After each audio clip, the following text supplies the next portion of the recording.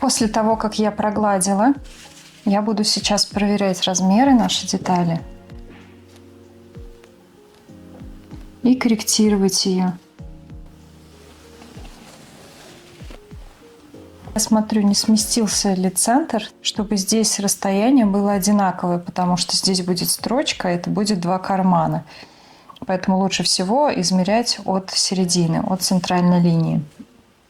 Вот сейчас я отмечаю от центра до края 19 сантиметров, чтобы вышивка была симметрична с одной стороны и с другой, относительно вот этой центральной линии, где будет строчка.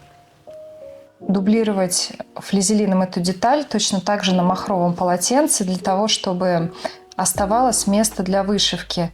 Когда вы гладите на махровом полотенце, вышивка, она утопает махровую ткань, и вы можете хорошенько прогладить. Тем самым вышивка остается объемной.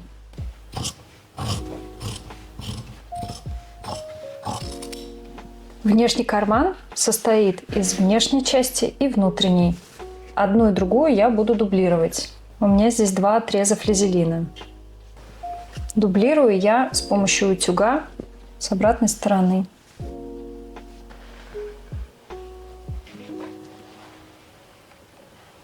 После того, как я продублировала детали кармана, я буду дублировать две детали бархата основных деталей, точно так же, и две детали подклада.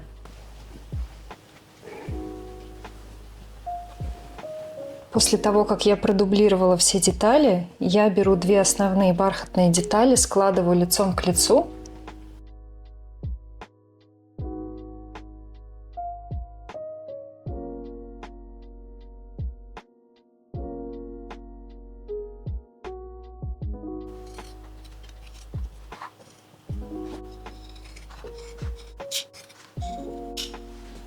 Теперь наружный карман.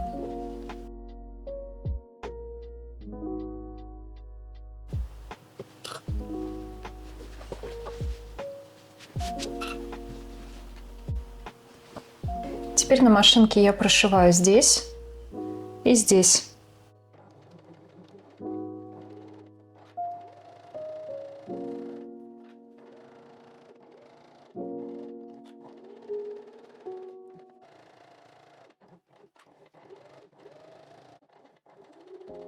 Затем выворачиваю деталь.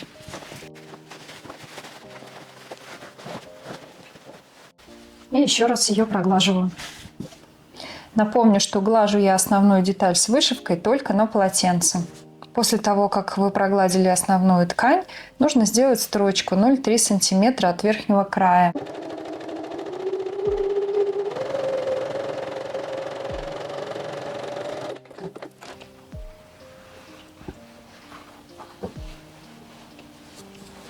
Затем беру одну из деталей бархата и делаю здесь внизу отметки 1,5 см от края.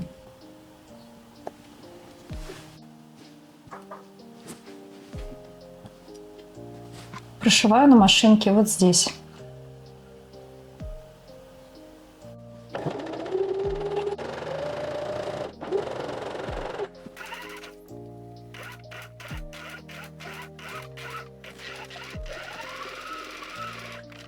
Теперь я отмечаю середину термостержнем и делаю строчку здесь.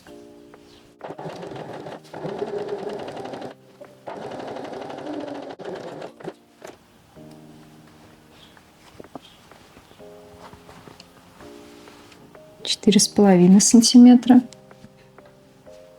затем 1,5. И с этой стороны также. Здесь будет отверстие для нашего будущего шнурка.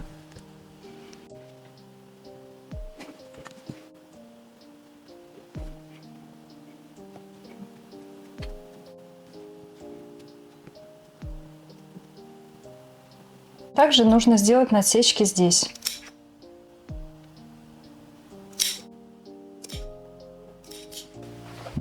Теперь нужно соединить две основные детали лицо к лицу.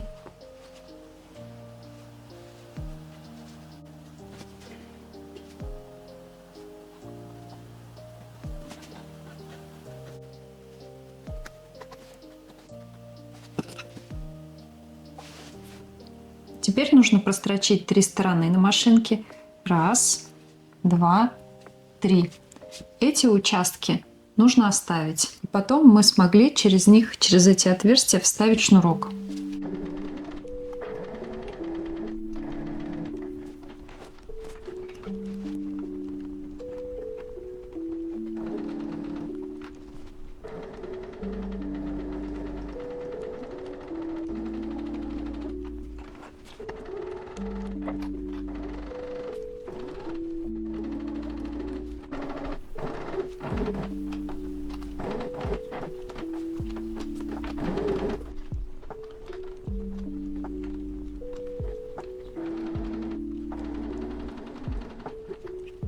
И теперь я проутюжу вот эти края вовнутрь.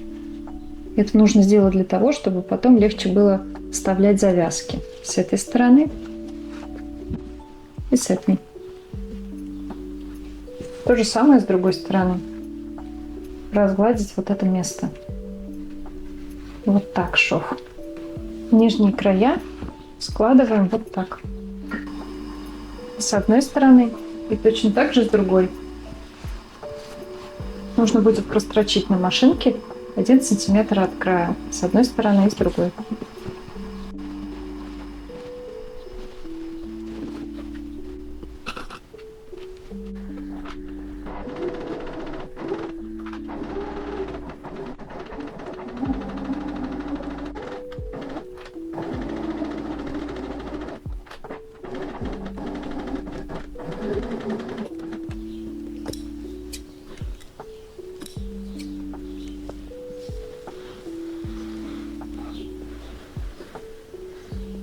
Вот этот шов я тоже разглажу.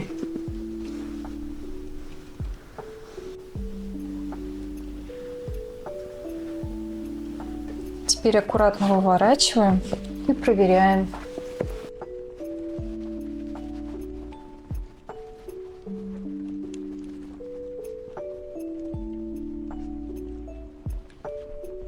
Также проверяем отверстия, которые мы приготовили для завязок. С одной стороны и с другой. Теперь время пришло для того, чтобы сделать ремешок. Нужно будет заутюжить сначала пополам, потом пополам еще каждую часть, а затем еще раз согнуть пополам.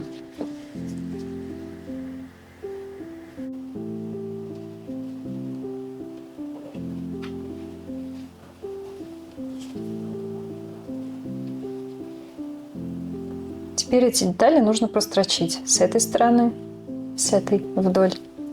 И точно так же с длинной частью. С этой стороны и с другой.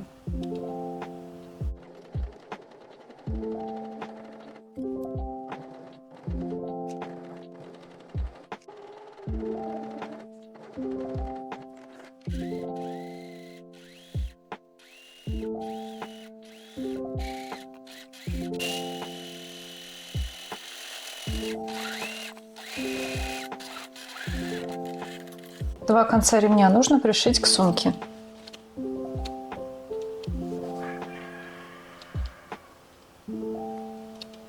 Если вы шьете на бытовой машинке, вот это место самое сложное, оно самое толстое. Поэтому сейчас я рекомендую пройтись несколько раз, чтобы этот шов был более тонким и впоследствии было легче сшивать подклад и внешнюю часть сумки.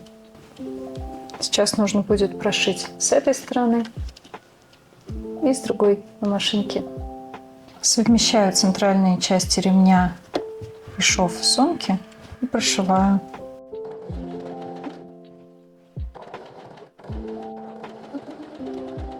А с другой стороны то же самое. Не забудьте продеть рамку.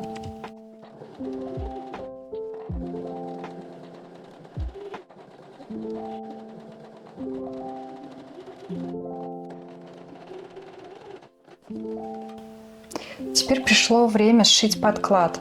Для начала нужно сделать карман. Карман нужно прострочить со всех сторон, оставив отверстие для того, чтобы потом его вывернуть. Я отмечу его вот здесь, посередине. Начать здесь Строчить 1 сантиметр от края. Закончить здесь.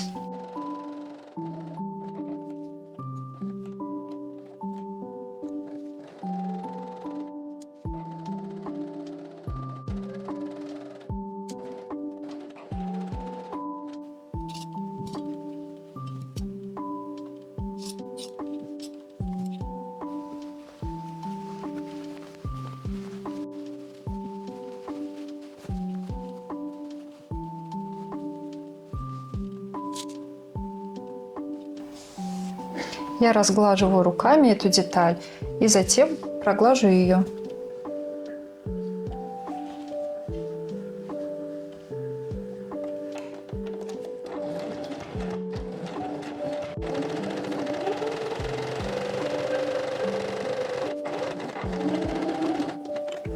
Я нахожу центр у кармана и точно так же у одной из деталей подклада. Отмечаю сверху 11 сантиметров и прикладываю карман, чтобы середина детали кармана соединилась с деталью подклада, и скалываю булавкой.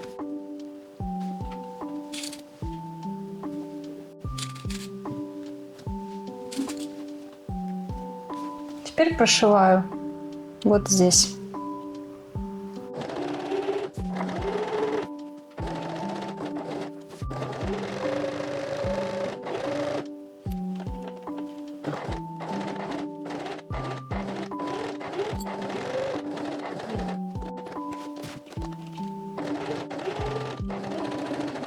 Там, где была середина, я прокладываю линию и прострачиваю.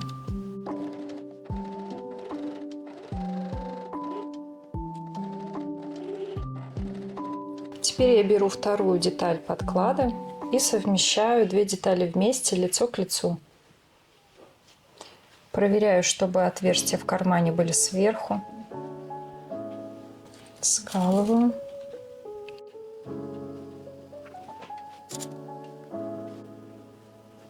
Уголки по 6 сантиметров.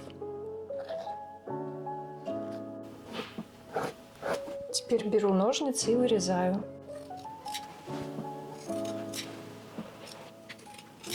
Теперь прошиваю по 3 сторонам. Здесь, здесь и здесь. 1 сантиметр от края.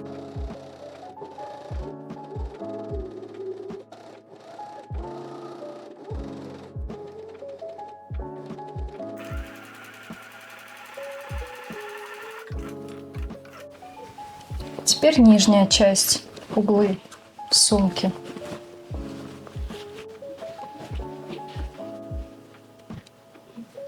Прошить нужно будет с одной стороны 1 сантиметр от края и точно так же с другой.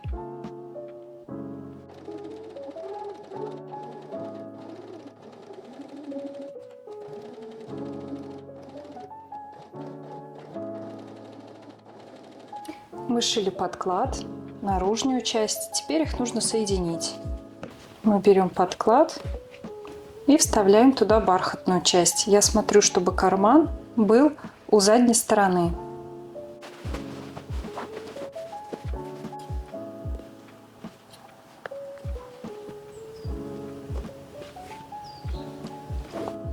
Теперь нужно прошить на машинке 1 сантиметр от края по всей окружности.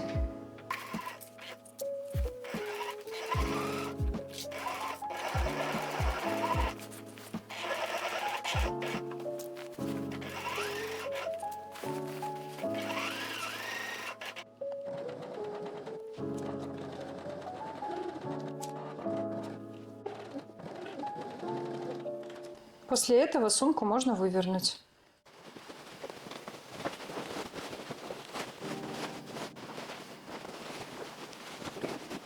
После того, как мы вывернули сумки, нужно зашить отверстие на подкладе.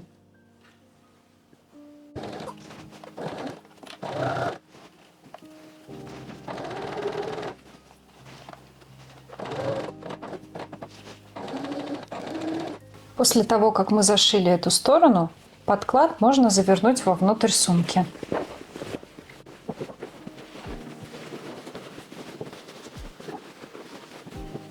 Все края сумки я расправляю пальцами и скалываю зажимами.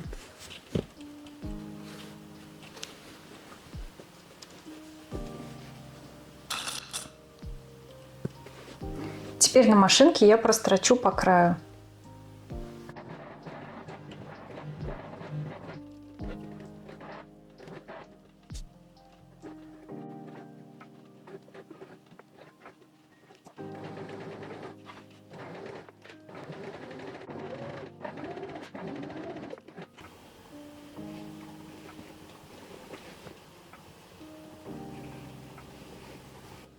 Теперь осталось прострочить в том месте, где у нас будут завязки.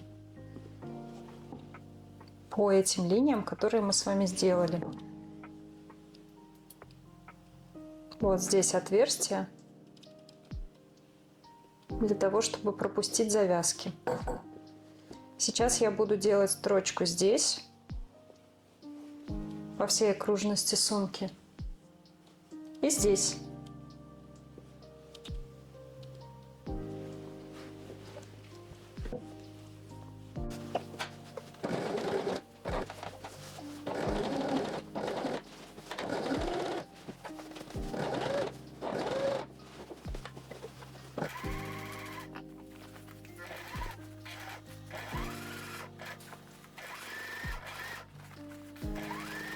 После того, как мы прострочили, можно убрать теперь разметку и немножко отпарить сумку. После этого я приготовила завязки. Вы можете взять любой шнурок, либо хлопковую ленту, как я, киперную, и сделать из нее завязки. Я буду прострачивать их на машинке вот таким образом. Так. И вот так. Ширина моей ленты 25 миллиметров. Я буду делать здесь закрепку и прострачивать вдоль, чтобы получился шнурок.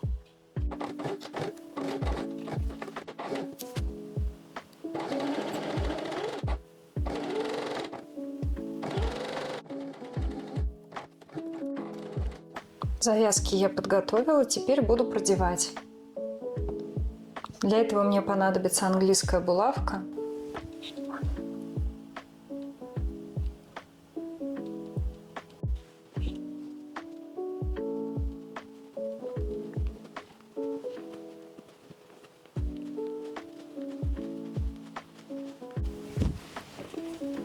И прихожу в то место, где я начинала. Вытаскиваю.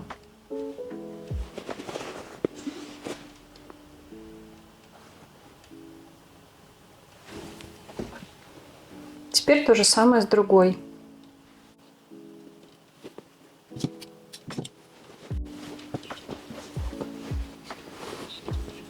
Я начинаю теперь с другой стороны.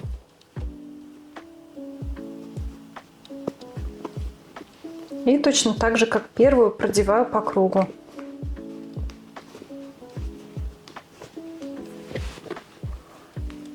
Если вот здесь на выходе булавка цепляется за внутреннюю ткань, можно что-то подложить, какой-то предмет длинный, и пропустить булавку за ним внутри.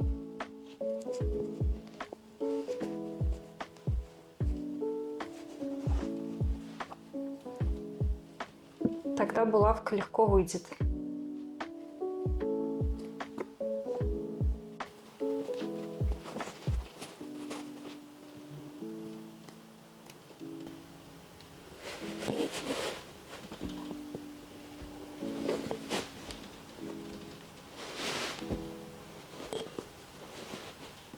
И завязываю узелок с одной стороны и с другой.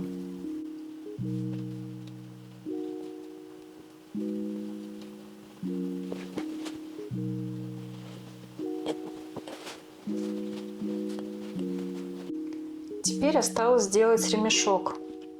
Я беру шлёвку, пропускаю конец сначала сюда, затем сюда. Теперь пропускаю через эту рамку.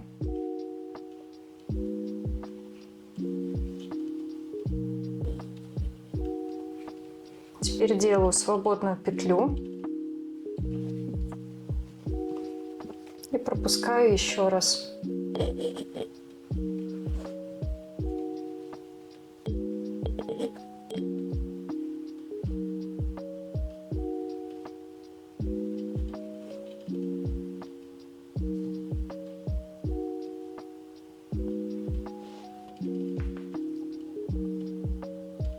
И свободный конец я складываю и пришиваю вот сюда, делая здесь 2 строчки, одну и вторую.